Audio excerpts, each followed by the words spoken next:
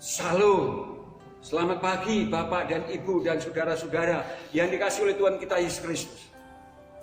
Selamat berjumpa dalam renungan embun surgawi pada pagi hari ini. Pada pagi hari ini saya mengajak Anda untuk merenungkan firman Tuhan dari kitab Kejadian pasal 4 ayat 5 sampai yang 15. Dan saya memberikan tema adalah kasih Allah yang tertolakkan.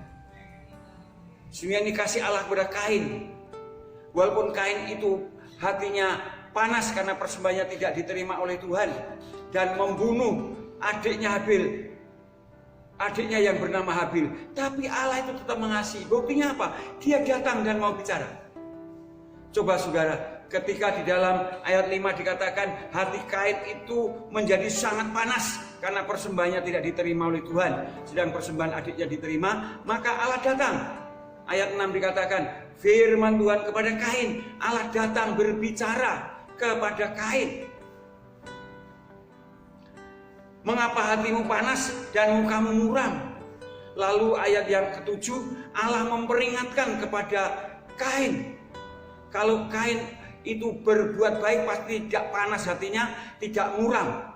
Dan Kain harus bisa mengatasi hati yang panas itu. Sebab kalau tidak, dosa sudah mengintip, godaan tambah besar.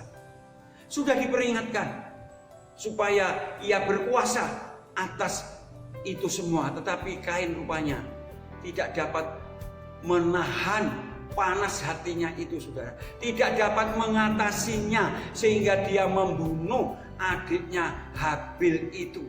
Walaupun demikian Allah datang lagi.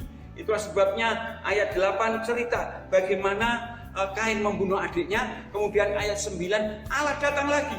Maka dikatakan firman Tuhan kepada Kain. Artinya Allah mau datang, mau bicara. Itu kasih, saudara. Itu adalah kasih. Allah kita luar biasa. Walaupun kita kadang-kadang jatuh ke dalam dosa, Allah mau masih datang dan mau memperbaiki kehidupan kita supaya kita dapat mengatasi segala godaan. Tetapi saudara, Kain keluar, saudara. Pertama kali bohong sama Tuhan dan berkata kasar, saudara. Karena ketika ditanya oleh Tuhan, di mana adikmu Habil? Ayat 9. Lalu jawabnya apa, saudara? Aku tidak tahu. Apakah aku ini penjaga adikku? Saudara, satu bohong tidak tahu pada dia membunuh. Kedua, dia berani berkata kasar kepada Tuhan. Apakah aku penjaga adikmu? Ini luar biasa, saudara. Penolakan yang pertama seperti itu. Tapi Allah masih mengasihi lagi. Maka Allah masih mau berbicara. Itu buktinya. Walaupun berbicara memberikan hukuman. Dan hukumannya itu sesuatu tidak berat. Mari kita perhatikan, saudara.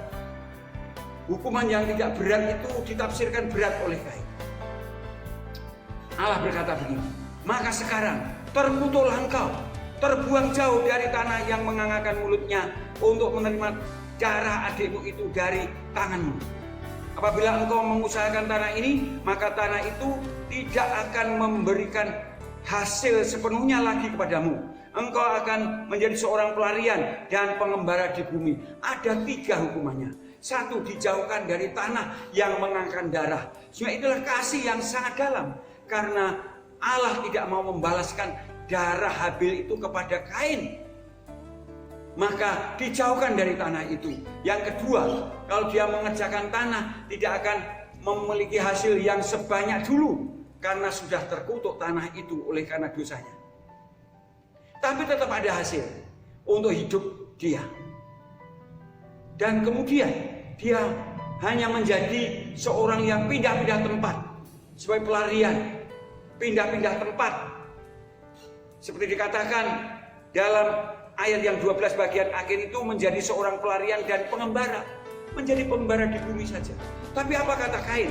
Dia berkata, hukumanku itu lebih besar daripada yang dapat kutanggung. Padahal dia harusnya mati oleh karena darah si Habil itu.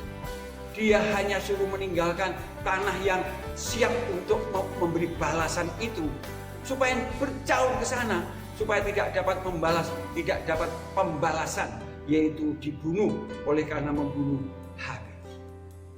Kemudian hukumannya tidak berat sesungguhnya. Karena tanahnya masih memberi hasil. Walaupun hasilnya tidak sebanyak yang dulu.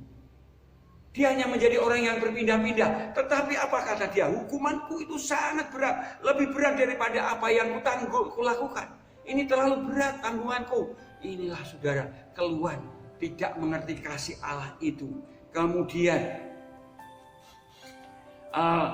berkata ayat 14, engkau menghalau aku sekarang dari tanah ini dan aku akan tersembunyi dari hadapanmu. Siapa yang menghalau? Tidak.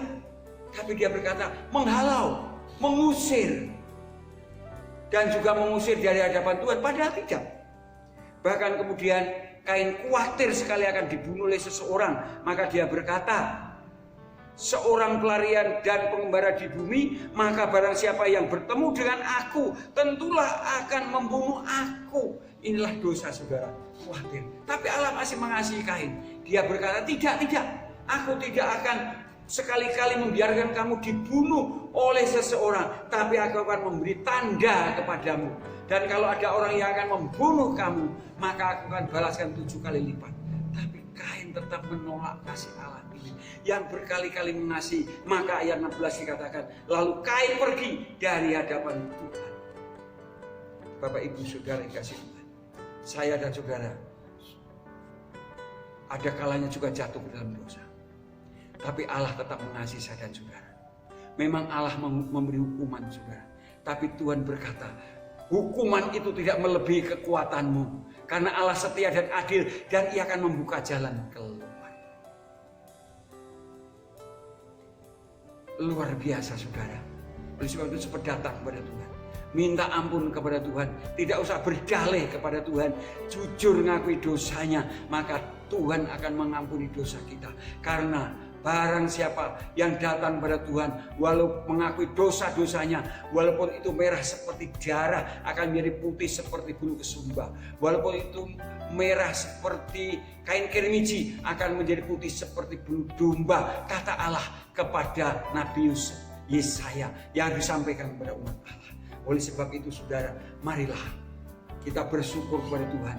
Punya Allah yang penuh kasih, yang selalu mengasihi kita, yang selalu datang kepada kita, yang selalu memperingatkan kepada kita, yang selalu mendidik dan mengajar kepada kita, supaya kita hidup benar dan diberkati oleh Tuhan.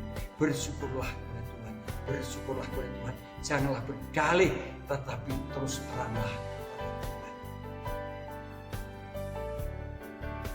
Amin. Selamat pagi, selamat berkarya. Tuhan memberkati kita sekalian.